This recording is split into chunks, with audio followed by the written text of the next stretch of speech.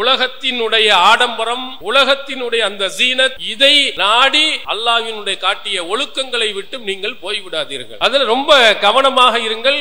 ஒழுக்கம் ஒரு பெண்மணிக்கு மிக மிகவும் முக்கியமான ஒன்று. நபிகளார் சொன்ன இன்னொரு செய்தி முஸ்னத் அகமதில் இடம்பெறுகிறது. ஐயிமா இம்ராத்தின் இஸ்தாதரத், எந்த ஒரு பெண்மணியாவது நறுமணத்தை பூசிக்கொண்டு அந்த நறுமணத்தை அடுத்தவர் நுகர வேண்டும் என்பதற்காக ஒரு கூட்டத்தில் சென்றால் அவள் விபச்சாரி என்று சொன்னார். கூட்ட நல்ல நறுமணம் எல்லாம் பூசிக்கிட்டு அடுத்தவனை காட்டுவதற்காக போனீங்கன்னா இது விபச்சாரத்துக்கு சமம். அடுத்தவனை ஈர்க்கிறீங்க, ஆண்களை கெடுக்கிறீர்கள். அந்நியர்கள் இருக்கும் அவைகளில் நறுமணங்களை பூசிக்கொண்டு என்ன செய்யக்கூடாது, போகக்கூடாது. எந்த அளவுக்கு சொன்னார்கள் என்றால், ஐயிமா இம்ராத்தின் அசாபத் பஹூரன் வலா தஷ்ஹது மானா இஷால் ஆஹிரா. சஹீஹ் முஸ்லிமில் இடம்பெறுகிறது, யார் நறுமண புகையை போட்டுக் கொண்டார்களோ அவர்கள் இஷா தொழுகையில் நம்முடன் கலந்து கொள்ள வேண்டாம், தொழுகை கூட வந்துடாதீங்க. உங்க நறுமண புகை அடுத்தவர்களை கெடுத்து விடலாம். ஒரு பெண்மணி வெளியே செல்லும் பொழுது நறுமணங்கள், பூக்கள், குறிப்பாக மல்லிகை பூவை தலை நிறையாக வைத்துக் கொண்டு ஆண்கள் இருக்கும் அவைகள்ல போகக்கூடாது. இந்த மல்லிகை என்பது என் மன்னன் மயங்கும் பூ அல்லவோ என்று ஒரு கவிஞன் சொல்லுவார். மல்லிகை பூ அவனுடைய மன்னனை மயக்கக்கூடியது. அந்த பூவை முகந்தோம் என்று சொன்னால் அது ஒரு விதமான ஈர்ப்பை கொடுக்கும். அதனால்தான் திருமணம் அன்று மணமகளுக்கு மல்லிகை பூவை தலை நிறைய வச்சு கொடுக்கிறாங்க. அளவற்ற அருளாளனும் நிகரில்லா பேரன்புடையனுமாகிய எல்லாம் வல்ல அல்லாஹ் ஒருவனுக்கே புகழ் அனைத்தும் குறித்து அகிலத்திற்கோர் அருள் கொடையாம் அண்ணலம் பெருமகனார் ஸல்லல்லாஹு அலைஹி வஸல்லம் அவர்கள் மீதும் அவர்களின் சொல் செயலினை தவறாது பின்பற்றி ஒழுகிய நல்லற தோழர்கள் மற்றும் நாம் அனைவர்கள் மீதும் எல்லாம் வல்ல அல்லாஹுவின் வற்றா பெருங்கருணை என்றென்றும் நிலவட்டுமாக. எல்லாம் வல்ல அல்லாஹுவின் நல்லடியார்களே, எல்லாம் அல்ல அல்லாஹு தாலா இந்த பிரம்மாண்டமான பேருலகை படைத்து அதில் மனித சமுதாயத்தை உருவாக்குவதற்காக ஒரு ஆணையும் ஒரு பெண்ணையும் படைத்து இந்த உலகம் முழுவதிலேயும் மனித இனத்தை அல்லாஹ் பல்கி பெருக செய்திருக்கிறார். யா அய்யுஹன்னாஸ் இத்தகூ ரப்பக்கும் அல்லதீ ஹலகக்கும் மின் நஃப்ஸின் வாஹிதா وخلق منها زوجها وبث منهما رجالا كثيرا ونساء. உங்களை ஒரே ஒரு ஆத்மாவில் இருந்து படைத்த அந்த அல்லாஹுவை அஞ்சிக் கொள்ளுங்கள். அந்த ஆன்மாவில் இருந்து அவருடைய துணையையும் நாம் படைத்தோம். அந்த துணையில் இருந்து ஏராளமான ஆண்களையும் பெண்களையும் பல்கி பெருக செய்தோம் என்று அல்லாஹ் திருமறை குர்ஆனில் நமக்கு எடுத்துரைக்கிறார். இந்த மனிதனை படைத்து அதிலே ஆண் பெண் இருவரையும் படைத்து அவர்கள் இந்த உலகத்தில் எப்படி நடந்தால் மறுமையில் வெற்றி கிடைக்கும் என்பதையும், எந்த காரியத்தை செய்தால் மறுமையில் நரகம் கிடைக்கும் என்பதையும் அல்லாஹு தாலா அவர்களுக்கு அறிவித்துக்கிறார். ஃபஅல்ஹமஹா ஃபுஜூரஹா வ தக்வாஹா. அந்த ஆன்மாவுக்கு இரையச்சமான செயல்களையும் பாவமான செயல்களையும் அவன் அறிவித்து கொடுத்தான். எது நல்லது எது கெட்டது என்பதையும் இந்த மனிதனுக்கு அல்லாஹ் தெரிவித்து கொடுத்திருக்கிறார். இந்த உலகத்தில் வாழக்கூடிய எந்த மனிதனாக இருந்தாலும் திருமறை குர்ஆனை படித்து பார்த்தால் எது சரியான வழிகாட்டுதல் என்பதை அவன் அறிந்து கொள்ள முடியும், எது தீமையான காரியங்கள் என்பதையும் அவன் தெரிந்து கொள்ள முடியும். இப்படி ஆண்கள் பெண்கள் இவர்கள் அனைவர்களுக்கும் நல்லதையும் கெட்டதையும் அல்லாஹு தாலா அறிவித்து கொடுத்து, யார் தீமைகளை செய்து படைத்தவனுடைய கட்டளைக்கு மாற்றமாக நடக்கிறார்களோ அவர்களுக்கு மறுமை நாளையில் மிக கடுமையான தண்டனை உண்டு என்று அல்லாஹ் எச்சரிக்கை செய்கிறார். தப்பு செய்தவன் நரகத்தில் தூக்கி போடப்படுவான்.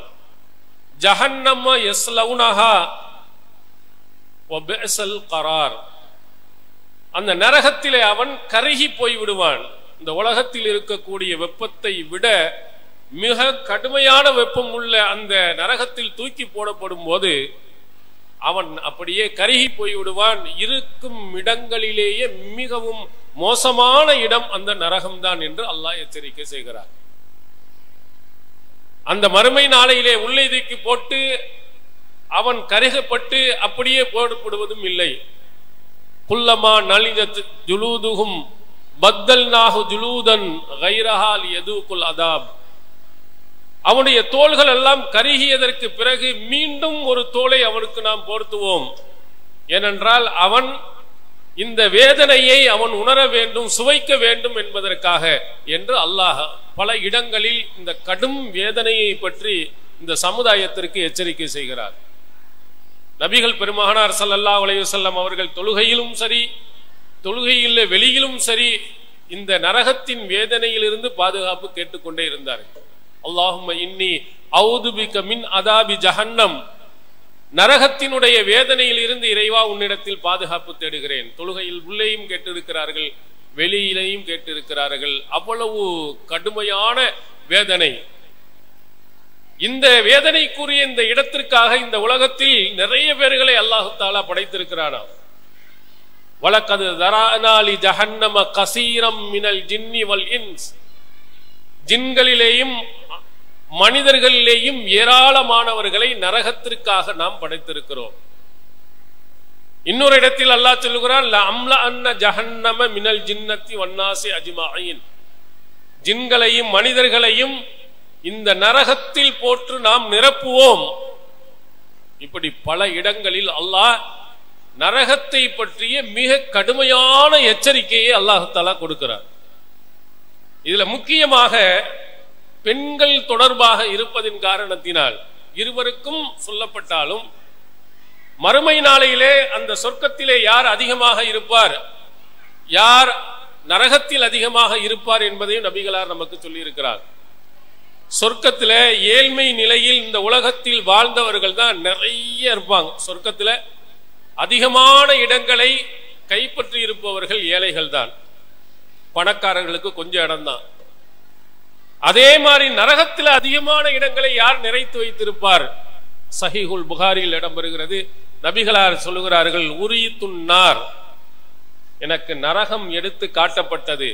ஃபைதன் அக்ஸர் அஹ்லிஹா அன்னிசா, அதிலே அதிகமானவர்கள் பெண்களாக இருந்தார்கள். மிக கடுமையான ஒரு எச்சரிக்கை, பெண்களுக்குரிய எச்சரிக்கை. நரகத்தில் மெஜாரிட்டியாக அதிகமாக யார் இருக்கிறார்கள் என்று சொன்னால் அது பெண்கள் தான். ஆண்களை விட பெண்கள் தான் அதிகமாக நரகத்தில் போய் இருக்கிறார்கள். இதை ஏன் நபிகளார் நமக்கு சொன்னார்கள்? அந்த பெரும்பான்மையான பெண்களில் ஒருவராக நீங்கள் ஆகிவிடாதீர்கள். அந்த பெரும்பான்மையான பெண்களில் ஒருவராக ஆகாமல் சிறுபான்மையினராக இருந்து சொர்க்கத்துக்கு செல்வார்களே, அப்படிப்பட்ட பெண்களில் ஒருவராக நீங்கள் ஆகிவிடுவீர்கள் என்பதற்காகத்தான் அல்லாஹ் எச்சரிக்கை செய்கிறார். நபிகள் பெருமானார் ஸல்லல்லாஹு அலைஹி வஸல்லம் அவர்கள் எந்த மாதிரி பெண்கள் நரகத்திற்கு செல்வார்கள் என்பதை நமக்கு பட்டியலிட்டு சொல்லி இருக்கிறார்கள். என்ன காரணத்தினால் அவர்கள் நரகத்திற்கு போனார்கள் என்பதையும் சொல்லி இருக்கிறார்கள். அப்ப அதை நாம் கவனித்து அந்த நரகத்திற்கு செல்லக்கூடிய அந்த காரியங்களில் இருந்து நாம் தவிர்ந்திருப்பது ரொம்ப மிக முக்கியமான ஒன்று. சஹீஹ் முஸ்லிமில் இடம்பெறும் செய்தி, நபிகளார் சொல்லுகிறார்கள், நிசாவுன் காசியாத்துன் ஆரியாத்துன் முமீலாத்துன் மாயிலாத்துன் ரூஸஹுன்ன. சில பெண்கள் அவர்கள் ஆடை அணிந்தும் நிர்வாணிகளாக இருப்பார்கள். ஆடை அணிந்திருப்பாங்க, ஆனா அது ஆடை அணிஞ்ச மாதிரியே இருக்காது. அது போட்டது ஒண்ணுதான், போடாது ஒண்ணுதான். மெல்லிய ஆடைகளை அணிந்திருக்கக்கூடிய பெண்கள், தங்களுடைய தலைகளை சாய்த்து அடுத்தவர்களை ஈர்க்கக்கூடிய பெண்கள். ரெண்டு முக்கியமான விஷயத்தை நபிகளார் இங்கே எச்சரிக்கை செய்கிறார்கள். சில பெண்கள் இஸ்லாம் சொன்னும் ஆடை ஒழுங்குகளை பேணாமல் அரைகுறை ஆடைகளுடன் வெளியில் சுட்டுக் கொள்ளக்கூடிய பெண்கள், அவர்களுடைய அலங்காரத்தின் காரணத்தினால் அந்நிய ஆண்களை ஈர்க்கும் பெண்கள். இந்த ரெண்டு பேர் இருக்காங்க. லா யத்ஹுலூனல் ஜன்னா, இவர்கள் சொர்க்கத்தில் நுழைய முடியாது. ஏன்? வலா யஜிதுன ரீஹஹா, அதனுடைய வாடையை கூட நுகர முடியாது. இது எவ்வளவு பெரிய எச்சரிக்கை என்பதை பெண்கள் விளங்கிக் கொள்ளுங்கள். சொர்க்கத்துக்கும் போக முடியாது. சரி, தூரமாக இருந்து சொர்க்கத்தினுடைய அந்த வாசனையாவது கிடைக்குமா என்றால் மிக தூரமான இடங்களிலே அந்த பெண்கள் நரகத்தில் கிடப்பார்கள். இப்ப இது எவ்வளவு கடுமையான எச்சரிக்கை என்பதை பாருங்கள். ஒரு பெண்மணி ஆடை விஷயத்தில் எவ்வளவு முக்கியத்துவம் கொடுக்க வேண்டும். இன்றைய உலகத்தில் ஆடைகள் விஷயத்தில் பெண்கள் எவ்வளவு முக்கியத்துவம் கொடுத்திருக்கிறார்கள். திருமறை குர்ஆன் நமக்கு சொல்கிறது, குல் யா அய்யுஹன் நபி குல்லி அஸ்வாஜிக வ பனாதிக வ நிசாஇல் முஃமினீன் யுத்னீன அலைஹின்ன மின் ஜலாபீபிஹின்ன. நபியே, உம்முடைய மனைவிமார்களுக்கு, உன்னுடைய பெண் மக்களுக்கு, மூமினான எல்லா பெண்களுக்கும் சொல்லுங்கள், அவர்கள் தங்களுடைய ஜில்பாபுகளை தன்னுடைய மேலே போட்டுக் கொள்ளட்டும், ஆடைகளை போட்டு மறைத்துக் கொள்ளட்டும். இன்னொரு இடத்தில் திருக்குர்ஆன் சொல்லுகிறது, வலா யுபதீன ஸீனத்தஹுன்ன இல்லா மா ஸஹர மின்ஹா. சாதாரணமாக தெரியக்கூடிய இரு கைகள் முகங்களை தவிர்த்து மற்ற எந்த அலங்காரங்களையும் வெளியே அவர்கள் காட்டாமல் இருக்கட்டும். அடுத்து அல்லாஹ் சொல்றான், வல் யல்ரிபுன பிஹுமுரிஹின்ன அலா ஜுயூபிஹின்ன. தங்களுடைய மார்பகங்கள் மீது தங்களுடைய ஆடைகளை அவர்கள் போட்டுக் கொள்ளட்டும். ஆடைகள் இல்லாத ஒரு காலகட்டம் நபிகளாரினுடைய காலம். இன்றுதான் நிறைந்து ஆடைகள் கொட்டி கிடக்கிறது. ரசூலுல்லாஹி ஸல்லல்லாஹு அலைஹி வஸல்லம் உடைய காலத்தில் ஆடைகள் மிக மிக குறைவு. நீங்கள் நபிமொழியை படித்திருப்பீர்கள். ரசூல் ஸல்லல்லாஹு அலைஹி வஸல்லம் அவர்கள் பெருநாள் தொழுகைக்கு எல்லா பெண்களும் வர வேண்டும் என்று சொன்னார்கள். கன்னி பெண்கள் வர வேண்டும். தொழுகை கடமையே இல்லாமல் இருந்தாலும் கூட அவர்களும் கூட வர வேண்டும் என்று சொன்னார்கள். அப்போ அங்க இருக்கக்கூடிய பெண்மணிகள் கேட்கிறாங்க, அல்லாஹ்வின் தூதர் அவர்களே, இந்த தலையில போடு துண்டு ஹிமார் இல்லை என்று சொன்னால் அந்த பெண்மணி என்ன செய்வாள்? ஒரு தலையில போறதுக்கு ஒரு துண்டு கூட இல்லாம நம்ம இருக்கிறோமா? எவ்வளவு அடிக்கடிக்கு நாம் வாங்கி வைத்திருக்கிறோம், என்னென்ன கலர்ல நாங்க வாங்கி வைத்திருக்கிறோம். அங்க கேட்கிறார்கள், அது இல்லைன்னா என்ன செய்யறது? கூடுதலாக ஒன்றெண்டு வைத்திருக்கக்கூடிய தன்னுடைய சகோதரி கொடுத்து அங்கே திடலுக்கு அனுப்பி வைக்கட்டும் என்று சொன்னார்கள். அப்ப அன்றைய காலத்தில் இருந்த பெண்மணிகளுக்கு கூடுதலான ஆடைகள் கூட இல்லை. அப்படிப்பட்டவர்களுக்கு இந்த திருக்குர்ஆன் வசனம் சொல்லுகிறது, உங்கள் மார்பகங்கள் மேலே ஆடைகளை போட்டு மறைத்துக் கொள்ளுங்கள். ஆயிஷா நாயி அவர்கள் சொல்லுகிறார்கள், சஹீஹுல் புகாரியில் இடம்பெறுகிறது, யர்ஹமுல்லாஹுல் முஹாஜிராத்தில் உவல். ஆரம்ப காலத்தில் ஹிஜ்ரத் செய்து வந்தார்களே அந்த பெண்மணிகளுக்கு அல்லாஹு தஆலா அருள் புரியட்டும். ஏன் இந்த துஆவை செய்கிறார்கள்? அவர்கள் சொல்லுகிறார்கள், வல் யல்ரிபுன பிஹுமுரிஹின்ன. தங்களுடைய அந்த மேலாடைகளின் மூலமாக அவர்கள் தங்கள் மார்பகங்களை மறைத்துக் கொள்ளட்டும் என்ற வசனம் இறங்கியவுடன் ஷகக்ன முரூதஹுன்ன ஃபஹ்தமர்ன பிஹா. தங்களுடைய கீழாடை கூடுதலாக இருக்கிற அந்த ஒன்றை கிழித்து மேலே போட்டு மூடிக்கொண்டார்கள். எனவே அல்லாஹு தஆலா உன் கட்டளையை உடனே நிறைவேற்றி அந்த பெண்மணிக்கு அல்லாஹு தஆலா அருள் புரியட்டும். இது இஸ்லாம் சொல்லும் ஆடை ஒழுங்குகளில் நபி தோழியர்கள் எவ்வளவு கவனத்துடன் இருந்திருக்கிறார்கள். இன்று இருக்கக்கூடிய பெண்மணிகளுடைய ஆடை ஒழுங்குகள் எப்படி இருக்கிறது என்பதை நீங்கள் பாருங்கள். மார்க்கம் சொல்லுகிறது, ஆடைகளில் முகம் இரு கைகள் தவிர்த்து மற்ற அனைத்தையும் மறைத்திருக்கணும். இறுக்கமான ஆடைகளை அணியக்கூடாது. அடுத்தவர்களை ஈர்க்கும் வகைகளிலும் ஆடைகளை அணியக்கூடாது. ஆனால் இன்று நீங்கள் அதற்காக போடப்படக்கூடிய புர்கா கடைகளில் நீங்கள் போய் பாருங்கள், எத்தனை வகை வைத்திருக்கிறான் என்று பாருங்க. என்னங்க, உடம்பு மறைக்கிறதுக்கு தானே ஏதாவது ஒண்ணு வாங்கி போட்டு வர வேண்டியதானே. அப்புறம் அதுல பார்த்தோம்னா அம்பர்லா கொடை அப்படி இப்படின்னு சொல்லிட்டு எத்தனையோ வகை வகையா நீளமா பின்னாடி டிசைனாக எத்தனை வகையான வகையில் போட்டு வைத்திருக்கிறான்னு நீங்க போய் பாருங்க. நீங்க போய் கடையில போய் உங்க உயரம் எவ்வளவோ என்னவோ அதுக்கு மாதிரி ஒரு கருப்பு கலரோ அல்லது என்ன கலரோ ஒன்று வாங்கிட்டு வந்துடுறோமா? நிறைய டிசைன்கள் இருக்கிற மாதிரி உள்ள இடத்துல போய் நம்ம வாங்குகிறோமா? எப்படி வாங்க வேண்டும்? மார்க்கம் என்ன சொல்கிறது? அடுத்தவர்களை ஈர்க்கும் விதத்தில் ஆடைகள் இருக்கக்கூடாது. எந்த ஆடையா இருந்தாலும் சரி, இந்த புர்காவை மட்டும் இல்ல, சேலைகளை கொண்டு கூட மறைத்துக் கொள்ளலாம். துப்பட்டின்னு வச்சிருக்கிறாங்க, அதை கொண்டு கூட மறைத்துக் கொள்ளலாம். அதெல்லாம் ஆரம்ப காலத்தில் நீங்கள் பார்த்தீர்களே, ஆனால் துப்பட்டியை பார்த்தீங்கன்னா அது பெரிய இதா இருக்கும். ஒரு 5 மீட்டர் 6 மீட்டருக்கு மேல நல்ல கவர் பண்ணி கொண்டு வருவாங்க. இப்போ கூட வயதானவர்கள் அதை போடுறாங்க. அப்படியும் என்ன செய்யலாம், மறைத்துக் கொள்ளலாம். என்ன, இரு கைகள் முகம் தெரியாத அளவுக்கு முழுமையாக மறைத்துக் கொள்ளணும்.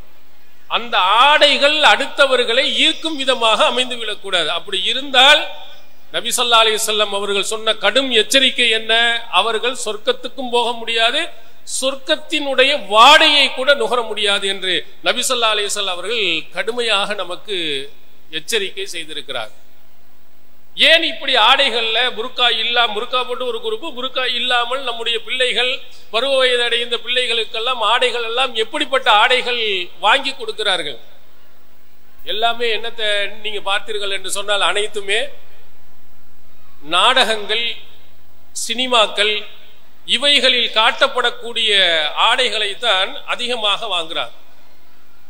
அதுல அரைகுறையாக வரக்கூடிய ஆடைகள், மோசமாக இருக்கக்கூடிய ஆடைகள் நடிகர்களின் மூலமாக உங்களுக்கு அறிமுகம் செய்யப்பட்டு விட்டால் உடனே அதே மாதிரி ஆடைகள் வேண்டும் என்று வாங்கிக் கொள்கிறோம். அதுக்கு நடிகையினுடைய பெயர்களை வைத்துக் கொள்கிறார்கள்.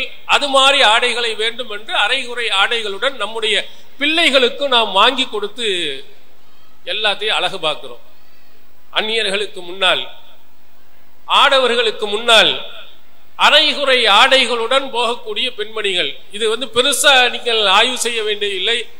திருமணம் நடக்கக்கூடிய மண்டபங்களிலே போய் அங்கே உடுத்தி இருக்கக்கூடிய ஆடைகளை நீங்கள் பார்த்தாலே எவ்வளவு மோசமாக இருக்கிறது என்பதை நீங்கள் விளங்கிக் கொள்ளலாம்.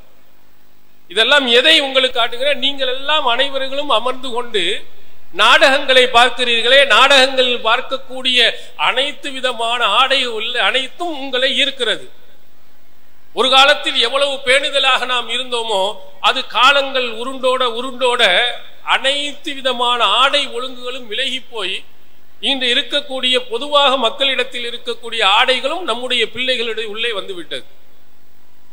நீங்கள் ஆரம்ப காலத்தில் இருந்த ஒழுக்கங்களை, அதுல குறிப்பாக மாற்று மதத்தவர்கள் எழுதிய கவிதைகளை நீங்கள் படித்து பார்த்தீர்கள் என்றால் ஆடை ஒழுங்குல எவ்வளவு உயர்வாக அவர்கள் இருந்திருக்கிறார்கள் நீங்க பார்க்கலாம்.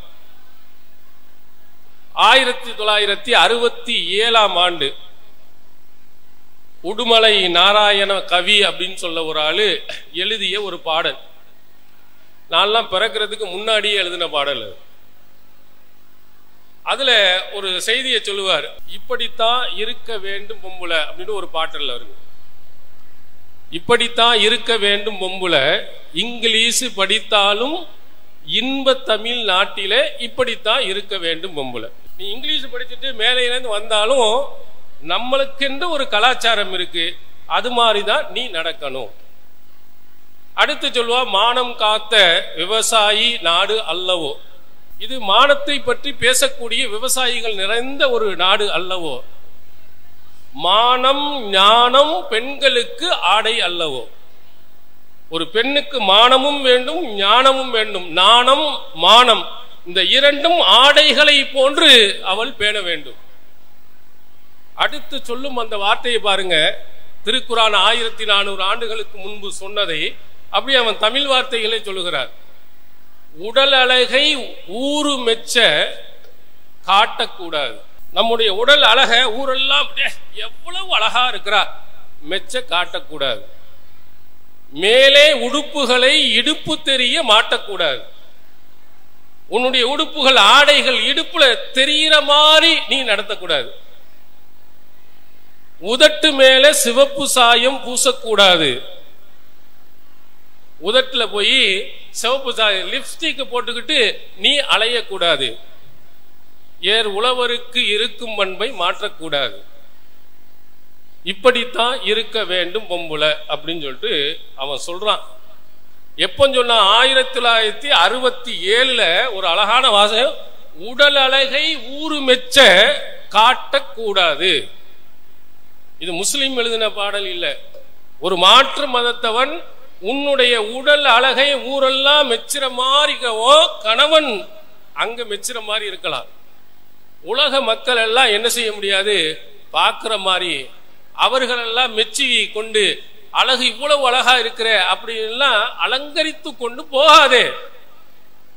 திருக்குரான் சொல்லுகிற வலா யுபுதீன ஸீனத்தஹுன்ன, அவருடைய அலங்காரத்தை அவர்கள் வெளிப்படுத்த மாட்டார்கள் தன்னுடைய கணவருக்கே தவிர என்று அல்லாஹ் சொல்லுகிறானே, அந்த கருத்தை அவ்வளவு அழகாக அவர் சொல்லுவார்.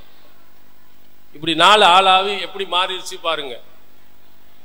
உடலுடைய அழகுகளை எல்லாம் காட்ட வேண்டும் என்பதற்காகவே நம்ம திருமண இடங்கள்ல ஊர்ல உள்ள உலகத்தில் உள்ள மேக்கப் அனைத்தையும் போட்டுக்கொண்டு செல்கிறோம். நபிகளார் சொல்லுகிறார்கள், அடுத்தவர்களை ஈர்க்கும் விதமாக நடந்து செல்லும் பெண்கள் சொர்க்கத்துக்கு செல்ல முடியாது, சொர்க்கத்தின் வாடையையும் நுகர முடியாது என்று சொன்னார்கள். அப்ப நம்ம எப்படி போறோம்னு பார்த்துக்கிறோங்க. நம்முடைய ஆடைகள் எவ்வளவு ஒழுங்குகளை நாம் பார்த்திருக்கிறோம் என்று பாருங்க.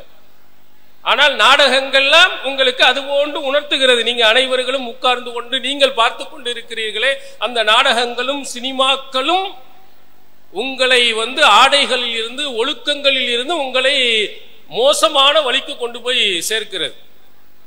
அன்றைய காலத்தில் நிறைய பாடல்கள் இலைமறை காயாக பேசியிருக்கிறார்கள். ஒருவர் சொல்லுவார், தேன்குடங்கள் இருபுறமும் தாங்கி நிற்கும் பூங்கொடியே.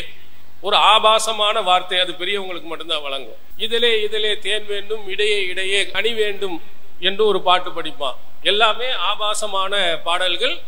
ஆனா பெரியவங்களுக்கு மட்டும்தான் விளங்குற மாதிரி அப்படியே எழுத ஆரம்பிச்சான்.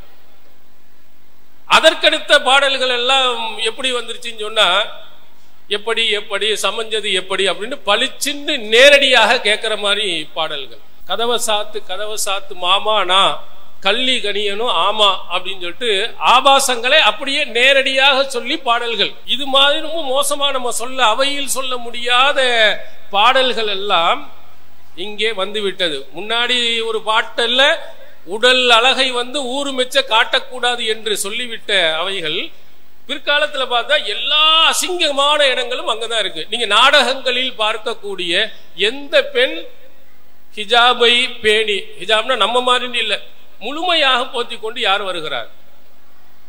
எல்லாம் அரைகுறை ஆடைகளுடன் மட்டுமல்ல, அந்தரங்கமாக வீட்டின் உள்ளே கணவன் மனைவியின் மத்தியில் நடக்கக்கூடியதை அப்படியே உங்களுக்கு முன்னால் காட்டுகிறார். நீங்கள் என்ன செய்கிறீர்கள்? நீங்கள் உங்களுடைய கணவன் மனைவி பிள்ளை பேரன் பேத்தி என்று எல்லாரும் உட்கார்ந்து கொண்டு அதை பார்க்கிறீர்கள். பார்த்தால் உங்களுடைய எண்ணம் என்னவாகும்? உலகத்துல பூரா இப்படித்தான் இருக்கும் போல இருக்கு, உலகம் முழுவதும் இப்படித்தான் இருக்கு, நம்ம பிள்ளைகளும் அப்படி இருப்பதில் தப்பில்லை என்று சொல்லி கொஞ்சம் கொஞ்சமாக வெட்க உணர்வுகளே இல்லாமல் போய்விடும். ஐயோ வெளியாளுக்கு வந்துட்டாங்களே, தலையில துண்டு போடணுமே அப்படின்னு சொல்லிட்டு நம்மளை அறியாமல் துண்டு போட்டு இருந்து இருப்போம். அங்க எதுவுமே இல்லாமல் வந்துட்டா சரி வாங்க அப்படின்னு நிக்கிறது. வாசல்ல பால்காரம் வரட்டும், மோர்காரம் வரட்டும், அல்லது வெளியில மளிகை கடைக்கு போகட்டும், எங்க போனாலும் ஒரு நைட்டியோடய போயிட்டு வர்ற பழக்க வழக்கங்கள் அப்படியே உள்ள வந்துடும். காரணம், உலகத்துல அப்படித்தானே நடக்கு, உலகம் முழுவதும் அப்படித்தானே இருக்கிறது என்று உங்களுக்கு காட்டப்பட்டு உங்களுடைய வெட்க உணர்வுகள் அனைத்தையும் இல்லாமல் ஆக்கிடுவான். அதுல நபிகளார் அவர்கள் சொன்ன ஒரு செய்தி புகாரியில் இடம் வருகிறது, நபித்துவ வாசகங்களில் உள்ளது. முன்னால் இருந்த நபிமார்கள் அவர்கள் போதித்த வாசகத்தில் உள்ளது. இதுலம் தஸ்தஹி ஃபஸ்னா மாஷியத, உனக்கு வெக்கம் இல்லை என்று சொன்னால் எப்படி வேணாலும் நடந்து கொள். அந்த வெக்க உணர்வை பெண்கள் தூக்கிட்டோம்னா அவ்வளவுதான், எப்படி வேணாலும் நடப்பாள். நீங்கள் எல்லா இதுலையும் பாருங்கள், ஷால் போட்டு எத்தனை பேர்கள் வருகிறார்கள், முழுமையாக மறைத்து எத்தனை பேர்கள், ஷால் எதுவுமே இல்லாமல் அப்படியே ஒரு சுடிதாருடன் தான் என்ன செய்கிறார்கள், வருகிறார்கள் போறார்கள். இதை எல்லாருமே உட்கார்ந்து பார்க்கும் பொழுது நீங்கள் அந்நியர்களிடத்திலையும் இது போன்று இருக்கும் சூழ்நிலைகளை அது உருவாக்கிவிடும். ஆண்களாக இருக்கக்கூடியவர்கள் பெண்களை என்ன செய்கிறார்கள், கவர்ச்சியான வார்த்தைகளை கொண்டு ஏமாத்துகிறார்கள். பெண் சுதந்திரம், பெண்களுக்கு இருக்க வேண்டிய வீரம், உங்களுக்கு முடியாதது என்ன இருக்கிறது என்று உங்களை உசுப்பேத்தி நீங்கள் என்ன வேணாலும் செய்யலாம் என்று ஆண்களுக்கு நிகராக நீங்கள் இருக்கிறீர்கள் என்று சொல்லி உங்களுடைய வெக்க உணர்வுகளை எல்லாம் ஓரம் கட்டிவிட்டு ஆண்கள் எப்படி சமமாக போகிறார்களோ அது மாதிரி உங்களையும் நடக்க வைத்து விடுவார்கள், நடக்க வைக்கிறார்கள். நிறைய பெண்களை ஏமாத்துகிறார்கள், வார்த்தைகளை சொல்லி ஏமாற்றிருக்கிறார்கள். நீங்கள் வரலாறை படித்தீர்களே ஆனால், நடப்புகளை படித்தீர்களே ஆனால், உங்களுக்கு அழகாக தெரியும். ஒரு பெண்மணி பேஸ்புக்கில் வந்து சொல்ற, ஒரு ஆள் கேட்கிறாரு, நீங்க எங்க இருக்க? தனியா இருக்கிறோம். அந்த பெண்ணு அவங்க அப்பாவுடன் 7 வருடங்கள் பேசாமல் இருக்கிறார். அப்பா பேசல. என்ன காரணம் என்று அந்த பெண்மணி சொல்லுகிறார், நான் தான் செய்தது தவறு. எங்க அப்பாவினுடைய நம்பிக்கையை நான் உடைத்து விட்டேன். என்னை ஒருவன் ஏமாற்றி விட்டான். எங்க அப்பா என் மேல அவ்வளவு அளவு கடந்த நம்பிக்கை வைத்திருந்தார். அவருடைய நம்பிக்கையை எல்லாம் சிதறடித்து விட்டு நான் வந்து விட்டேன். எனவே என்னுடைய தந்தை உடல்நிலை பாதிக்கப்பட்டு இதுவரையிலும் என்கிட்ட பேசலங்கிறார். எப்ப விளங்குகிறது? அப்போ முன்னாடி உள்ளவன்மே எப்படி நம்பிக்கை வார்த்தைகளை ஊட்டியிருப்பான். நீ இல்லைன்னா உலகத்துல எதுவுமே இல்லை அப்படின்னு சொல்லுவான். கொஞ்ச நாளையிலேயே ஏமாத்திட்டு போயிடறான். இந்த மாதிரி ஆண்களாக இருப்பவர்கள் நிறைய ஏமாற்றி கவர்ச்சியான வாசகங்களை கொண்டு உங்க பெண்களை ஏமாற்றுகிறார்கள். இஸ்லாம் ஏமாந்து விடாதீர்கள் என்று சொல்லுகிறது. உலகத்தினுடைய ஆடம்பரம், உலகத்தினுடைய அந்த ஜீனத், இதை நாடி அல்லாஹ்வினுடைய காட்டிய ஒழுக்கங்களை விட்டு நீங்கள் போய்விடாதீர்கள். அதில் ரொம்ப கவனமாக இருங்கள். ஒழுக்கம் ஒரு பெண்மணிக்கு மிக மிகவும் முக்கியமான ஒன்று. நபிகளார் சொன்ன இன்னொரு செய்தி முஸ்னத் அகமதில் இடம்பெறுகிறது. ஐயிமா இம்ராத்தின் இஸ்தாதரத், எந்த ஒரு பெண்மணியாவது நறுமணத்தை பூசிக்கொண்டு அந்த நறுமணத்தை அடுத்தவர் நுகர வேண்டும் என்பதற்காக ஒரு கூட்டத்தில் சென்றால் ஃபஹிய ஜானியா, அவள் விபச்சாரி என்று சொன்னார். வீட்டுல நல்ல நறுமணம் எல்லாம் பூசிக்கிட்டு அடுத்தவனை காட்டுவதற்காக போனீங்கன்னா இது விபச்சாரத்துக்கு சமம். அடுத்தவனை ஈர்க்கிறீங்க, ஆண்களை கெடுக்கிறீர்கள். அந்நியர்கள் இருக்கும் அவைகளில் நறுமணங்களை பூசிக்கொண்டு என்ன செய்யக்கூடாது? போகக்கூடாது. எந்த அளவுக்கு சொன்னார்கள் என்றால், ஐயிமா இம்ராத்தின் அசாபத் பஹூரன் வலா தஷ்ஹது மானா இஷா அல் ஆஹிரா. சஹி முஸ்லிமில் இடம்பெறுகிறது, யார் நறுமண புகையை போட்டுக் கொண்டார்களோ அவர்கள் இஷா தொழுகையில் நம்முடன் கலந்து கொள்ள வேண்டாம், தொழுகை கூட வந்துடாதீங்க. உங்க நறுமண புகை அடுத்தவர்களை கெடுத்து விடலாம். இது ரசூலுல்லாஹி ஸல்லல்லாஹு அலைஹி வஸல்லம் அவர்கள் ஒரு பெண்மணி வெளியே செல்லும் பொழுது நறுமணங்கள், அதை போன்று பூக்கள், குறிப்பாக மல்லிகை பூவை தலை நிறையாக வைத்துக் கொண்டு ஆண்கள் இருக்கும் அவைகளில் போகக்கூடாது. இந்த மல்லிகை என்பது என் மன்னன் மயங்கும் பூவல்லவோ என்று ஒரு கவிஞன் சொல்லுவார். மல்லிகை பூ அவனுடைய மன்னனை மயக்கக்கூடியது. அந்த பூவை முகந்தோம் என்று சொன்னால் அது ஒரு விதமான ஈர்ப்பை கொடுக்கும். அதனால்தான் திருமணம் அன்று மணமகளுக்கு மல்லிகை பூவை தலை நிறைய வச்சு கொடுக்குறாங்க. ரோஜா பூவை தலை நிறைய வைக்கிறது இல்லை. ஏன்னா வேற பூக்களை எல்லாம் தலையில வைக்க மாட்டாங்க. ஏன்? மல்லிகை பூவுக்கு அதுக்கு ஒரு ஈர்ப்பு சக்தி இருக்கு, அதுக்கு ஒரு இது இருக்கு. இது மாதிரி உள்ளவைகளை எல்லாம் தலை நிறைய வைத்துக் கொண்டு ஆண்கள் உள்ள பகுதிகளுக்கு நீங்கள் சென்றால் நபிகளாரின் சொன்னபடி நறுமணத்தை பூசிக்கொண்டு அதை நுகர வேண்டும் என்பதற்காக நிறைய அடிச்சுக்கிட்டு நீங்க போனீங்கன்னா விபச்சாரி என்று நபிகளார் சொன்னாங்க. இது எவ்வளவு கடுமையான எச்சரிக்கை என்று பாருங்க.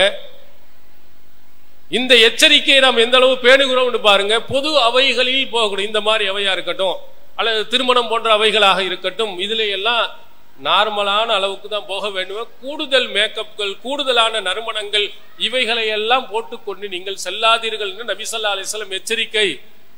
அப்படி போனீங்கன்னா நீங்கள் விபச்சாரிக்கு சமம் என்று நபி ஸல்லல்லாஹு அலைஹி வஸல்லம் அவர்கள் நமக்கு சொல்லி இருக்கிறார். இவைகளை நீங்கள் கவனத்தில் கொள்ளுங்க. அடுத்து முக்கியமாக ரசூல் ஸல்லல்லாஹு அலைஹி வஸல்லம் அவர்கள் சொன்னார்கள், லா யஹ்லுவன்ன ரஜுலும் பி இம்ராத்தின், எந்த ஒரு ஆணும் எந்த ஒரு பெண்ணினும் தனித்திருக்க வேண்டாம். வலா யுசாஃபிரன்ன இம்ராத்துன் இல்லா மாஹா மஹரமுன், மஹரம் இல்லாமல் ஒரு பெண்மணி பயணித்து செல்லவும் வேண்டாம்.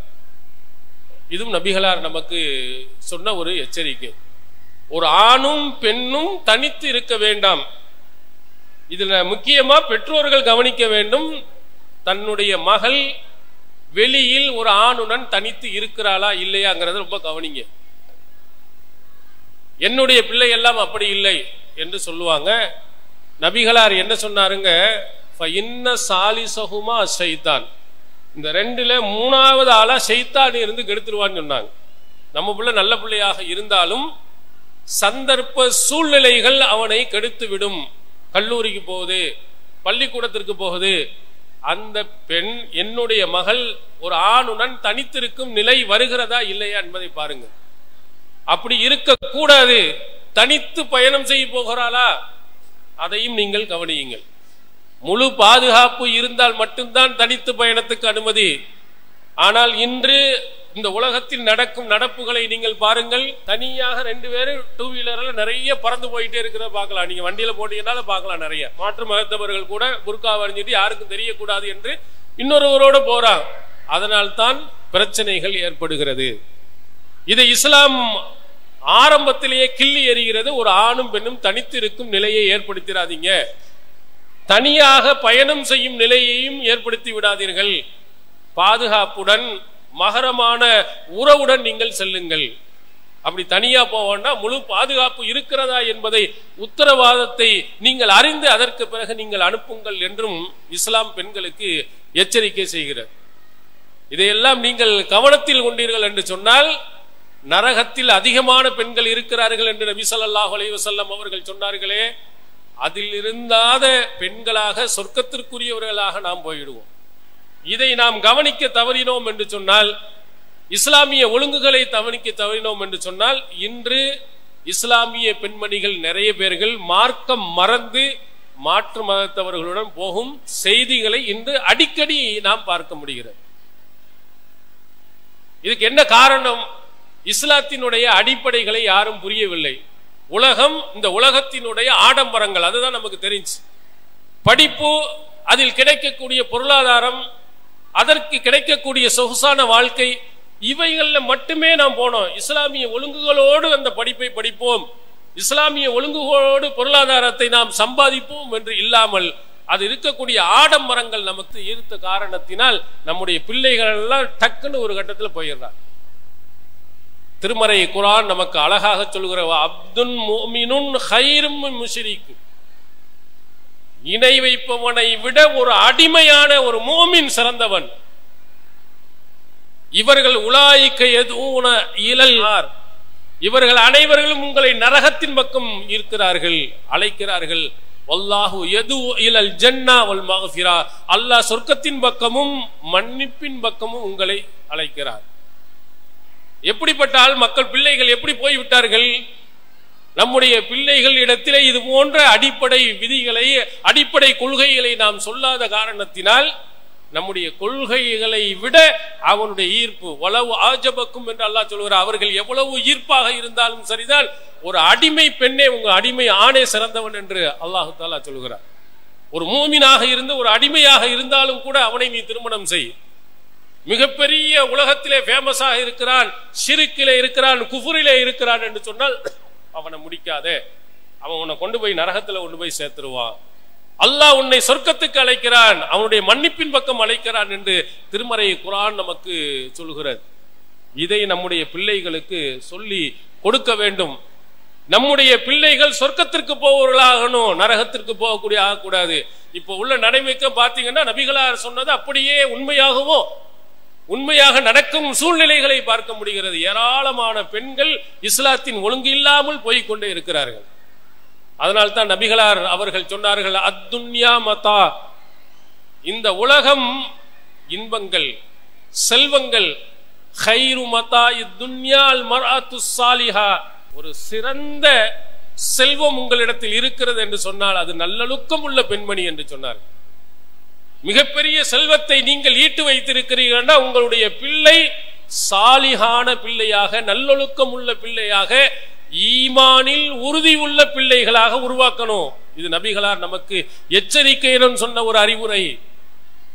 நபிகளார் சொன்னார்கள், யார் மன் வஜத சலாசன் வஜ ஹலாவத்தல் ஈமான், யார் 3 விஷயங்கள் இருக்கிறதோ அவர் ஈமானை சுவைத்து விட்டார். அதுல கடைசியா நபிகளார் சொன்னது,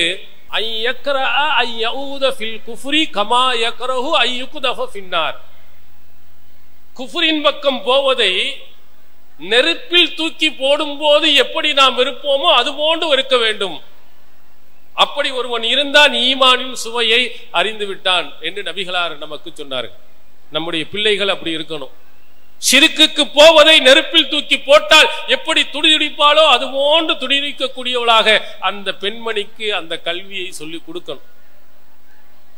நாம் உலகத்தினுடைய ஆடம்பரமும் உலகத்தில் இருக்கக்கூடிய எல்லா பொருள்களையும் அள்ளி அள்ளி அள்ளி அள்ளி அனைத்தையும் கேட்டதை கொடுத்துட்டு நரகத்தின் பக்கம் வழிகாட்டினால் அது சிறந்த பெண்மணி அல்ல.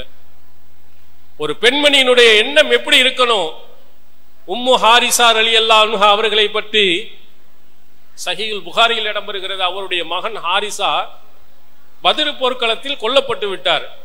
அப்ப நபிகளாரிடத்தில் அந்த தாய் கேட்கிறாங்க, அலா துஹத்திஸினி அன் ஹாரிசா, அல்லாஹ்வின் தூதர் அவர்களே, இந்த ஹாரிசாவை பற்றி நீங்கள் சொல்ல மாட்டீர்களா? அவன் மறுமை நிலை என்ன? அடுத்து சொன்னார்கள், இன்கான ஃபில் ஜன்னா சபர்து, என் மகன் சொர்க்கத்தில் இருப்பான் என்று சொன்னால் நான் பொறுத்துக் கொள்கிறேன். இன்கான கைரு தாலிக, அவன் அது இல்லை என்று சொன்னால் நான் கடுமையாக அழுது விடுவேன் என்று அந்த தாய் பதறி அல்லாஹ்வின் தூதர் இடத்தில் கேட்கிறார். ரசூல் ஸல்லல்லாஹு அலைஹி வஸல்லம் சொன்னாங்க, சொர்க்கத்துல நிறைய சொர்க்கம் உண்டு, அதுல உயர்ந்த இடம் ஜன்னத்துல் ஃபிர்தௌஸ், அஸாப இப்னகல் ஃபிர்தௌஸல் அலா, உன்னுடைய மகன் ஜன்னத்துல் ஃபிர்தௌஸை அடைந்து விட்டான் என்று சொன்னார்கள். அந்த தாயின் மகிழ்ச்சியை பார்த்தீர்களா? அந்த தாயினுடைய கேள்வியை பார்த்தீர்களா? எல்லாருமே உலகத்துக்கு ரொம்ப அக்கறை காட்டுகிறோமே தவிர மார்க்கத்தினுடைய அந்த வழிகாட்டுதல்கள் அதிகமா நம்ம பிள்ளைகளுக்கு சொல்லிக் கொடுக்கிறது. இதுதான் நீங்க ரொம்ப முக்கியமா கொடுக்கணும். நபிகளார் எச்சரிக்கை செய்தது, பெண்கள் அதிகமாக நரகத்துக்கு போறாங்க, அதுல என் பிள்ளை போய்விடக்கூடாது, நான் போய்விடக்கூடாது, என்னுடைய சகோதரி போய்விடக்கூடாது, என் மனைவி போய்விடக்கூடாது என்பதில் அதிக அக்கறை காட்டுங்கள். எப்போது நீங்கள் சொர்க்கத்துக்கு நீங்கள் செல்வீர்கள் என்றால் நீங்கள் நல்லொழுக்கம் உள்ள பெண்மணியாக இந்த உலகத்தில் வாழும்போது. அந்த ஒழுக்கமான வழிகாட்டுதலை தான் நமது கல்லூரியின் மூலம் பிள்ளைகளுக்கு சொல்லிக் கொடுக்கப்படுகிறது. உலகத்தினுடைய கல்வியை அங்கே படித்தார்கள், இங்கே சொர்க்கத்தின் செல்லும் வழியை இங்கே படிக்கிறார்கள். மன் சலக தரீகன் யல்தமிசு ஃபீ இல்மன் ஸஹலல்லாஹு லஹு தரீகன் இலல் ஜன்னா, ஒருவன் கல்வியை நோக்கி புறப்பட்டு சென்றால் சொர்க்கத்தின் வழி அவனுக்கு லேசாயிரும். அல்லாஹ் எப்படி நடக்க சொன்னா, அவன் தூதர் எப்படி நடக்க சொன்னாங்க, பெண்களுடைய ஒழுக்கங்கள் என்ன, ஆடைகளுடைய ஒழுக்கங்கள் என்ன, வணக்க வழிபாடின் வழிமுறைகள் என்ன என்பதை எல்லாம் எங்கே இருக்கிறது என்ற அந்த கல்வியின் பக்கம் அப்படின்னு வந்தீங்கன்னா உங்க பிள்ளைகள் இலகுவாக ஜன்னத்துக்கு போயிடலாம். இது நபிகளார் சொன்ன உத்தரவாதம். நல்லொழுக்க கல்வியை கொடுக்கும் போது அந்த பெண்மணியும் நல்லொழுக்கம் உள்ள பெண்மணியாக அங்க போறாங்க. நம்ம எங்க வழிகாட்டுறோமோ அந்த மாதிரி தானே பிள்ளைங்க போவாங்க. நீங்க மார்க்கத்தை பற்றி ஒன்றுமே சொல்லிக் கொடுக்காமல் உலகத்தை மட்டுமே அவர்களுக்கு போதித்து கொண்டே வந்தால் அந்த வழியில் போவார்கள். அந்த மக்கள் எப்படி இருக்கிறார்களோ அதே போன்றுதான் நடப்பார்கள். மார்க்கத்தினுடைய வழிகாட்டுதல் இல்லாமல் போய்விடும். எனவே அப்படிப்பட்ட ஒரு சூழ்நிலை நம்முடைய பிள்ளைகளுக்கு வந்துவிடக் கூடாது. அதை நீங்கள் மனதில் கவனத்தில் கொண்டு மார்க்கத்தை சரியாக புரிந்து மார்க்கத்தினுடைய ஒழுங்குகளை படித்து நம்முடைய பிள்ளைகளுக்கும் அந்த ஒழுங்குகளை கற்றுக் கொடுத்து மறுமை நாளில் அல்லாஹ் நமக்கு வைத்திருக்கக்கூடிய ஜன்னத்துல் ஃபிர்தௌஸ் என்ற சொர்க்கத்தை கிடைக்க எல்லாம் அல்லாஹு தஆலா அருள் புரிவானாக. வாஹிர் தாவானா அல்ஹம்துலில்லாஹி ரப்பில் ஆலமீன். அஸ்ஸலாமு அலைக்கும் வரஹ்மத்துல்லாஹி. அல்லாஹு அக்பர், அல்லாஹு அக்பர்.